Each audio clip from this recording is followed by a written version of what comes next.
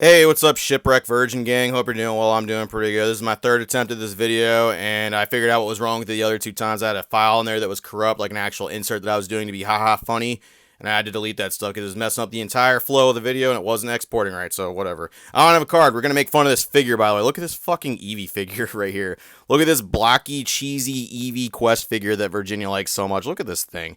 Like, the quest figures are so hilarious to me. They didn't make a ton of them. We have most of them. Just she has got to be the only person that likes those weird blocky figures. So what I want to talk about today and what's been kind of floating around is tag teams. Tag teams have been a very hot topic lately, and a lot of people have been talking about the crazy potential, the crazy value that's been floating around these cards lately. I guess they've been just experiencing some crazy price hikes, and I guess a lot of new actual fans are discovering that these cards actually exist. With the new amount of new people here, these cards came out 4 years ago. I would imagine there are some people that are just now discovering these cards, and they're awesome. Tag teams are one of the best things that like Sun and Moon and Pokemon actually novelly invented. That was a great mechanic. There's only 32 tag teams total, and they're all super great. Almost every single one, I think every one of them actually does have an alternate art in some way, shape, form, or fashion. The market on how they were distributed varies from the English and Japanese market, but a lot of them in the English market are just receiving some crazy prices right now. The one that I saw everybody flipping out and losing their mind about was the Gengar and Mimikyu GX alternate art from Team Up. This is a fantastic card, by the way. This is awesome. I love this card. I love this Tim Burton style right here. The Mimikyu's just cheesing, and of course you got Gengar in the pack cheesing even harder. Woo, look at that stuff. But that price, that fucking price. Oh man, $394, baby. That is a crazy price increase for what these cards have been doing. And I think this is kind of where it's like stabilized a little bit. I know there was a little bit of sales before this where it was even higher than that. But a lot of people are kind of wondering what this was because team up cards and tag teams and all this shit was actually very, very cheap for a while. Now let's actually look at the novelty of tag teams because a lot of people are going to be like, oh, well, the price is going crazy because people want these cards. This is the craziest thing Pokemon's ever done, and it's so goddamn cool. And I mean, they're not wrong to a degree. Like, these cards are dope. Let's pull up Eevee Snorlax. Like, look at this shit right here. Let's look at this fucking card. Dang, look at that. These cards are awesome. This is just a standard art right here. This is just a standard GX pull. This is like the equivalent of you pulling just a standard V card from a pack. And honestly, this is pretty dope. You got Snorlax and Eevee chilling here, basically looking like Money Inc. about to fucking throw down, about to just go from the top turnbuckle. Hell yeah, IRS is about to do some crazy stuff off that. Hell yeah, brother. These cards are cool. They really are. But a lot of people are saying this is happening because of the appeal. Like the out of print, the crazy values being attributed to new fans discovering all this stuff. And I mean, the big one that people are flipping out about, it's above that, is the beautiful Latias Latios GX alternate art card from Team Up. Team Up was a set that was not printed a whole lot. It actually had its print run cut very short. According to everything Pokemon has put out about that stuff, these packs are kind of hard to find. The packs themselves are pretty expensive. And of course, getting good hits out of them, it's just even rarer than that. So finding cards like this is very, very difficult to achieve. And these price hikes are mostly associated with Team Up. Those are the big ones that are being pushed up. But it's not the only ones that are being pushed up. I think I saw another one. Yeah, this fucker right here. Gardevoir and Sylveon GX. This is my favorite alternate art, by the way. This it slaps so good.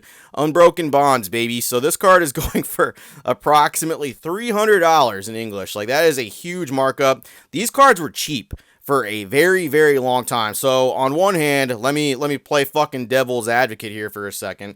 Don't worry, I'm gonna be slamming people, but these cards have been around for 4 years. These cards actually getting a value increase and getting their shit like just finally kicked up makes a hell of a lot more sense than day one Japanese cards being $1,500. This makes a lot more sense than any of that stuff, okay? It really does. I think this price is insane. I think $850 for that modern alternate art is very, very crappy. I mean, it's not even really like well, that's kind of the gray area where you're splitting. It's not really modern anymore because it's 2 eras back. You're basically looking at like a modern vintage type thing with Team Up, but it is still very, very expensive from where it used to be. It was expensive, but $850, that's kind of nuts. So people don't really know where this is coming from. It's very hard for people to understand this until you understand how the Japanese market actually played with these for a little bit. So a lot of your tag team cards in English kind of got like the bad end of a stick when it came to value. I don't really care because it gave a lot of people a good chance to get these cards.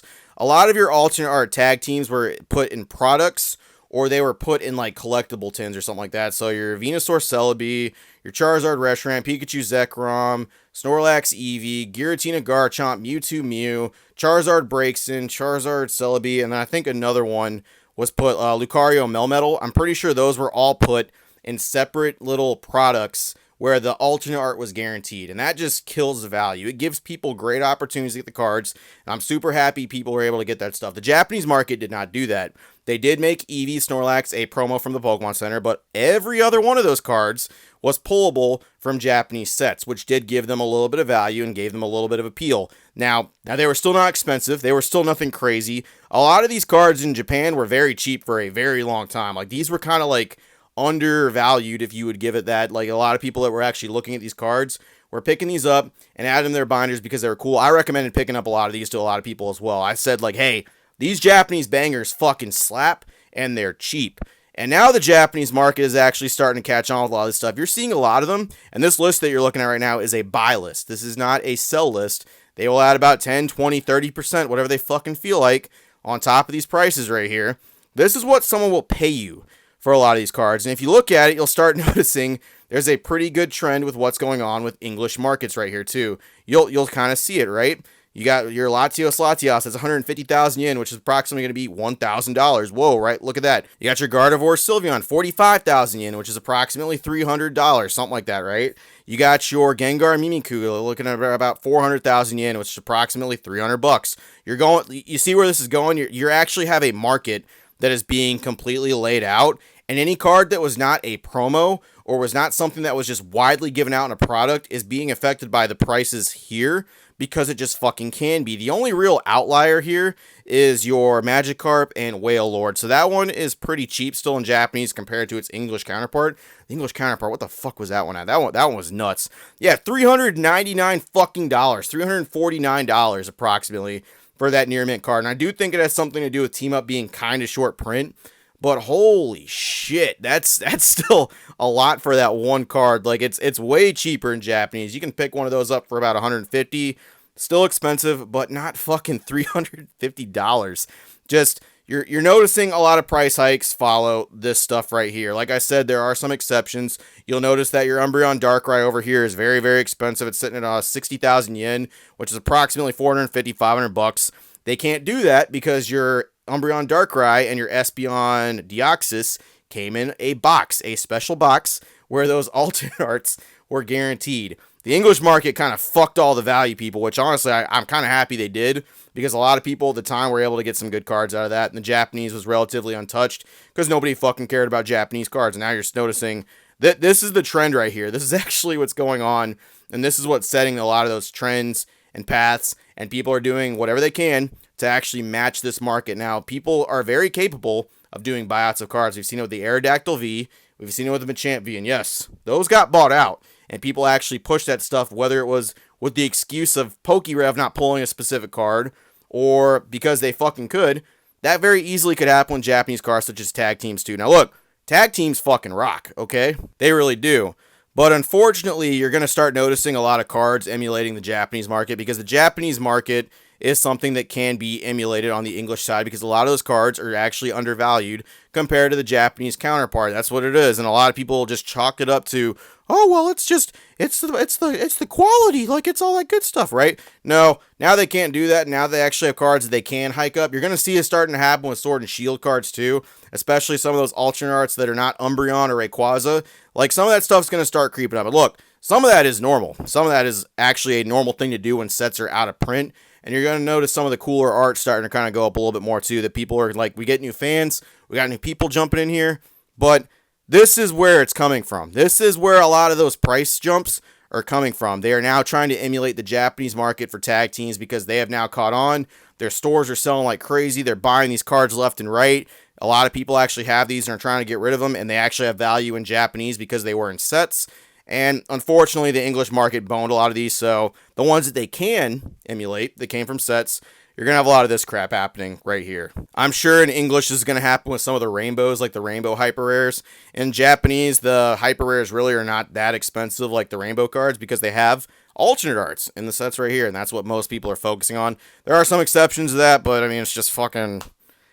That's what it is. That's what this shit is right here. I mean, there's some Jesus Christ. I remember these cards being so goddamn cheap.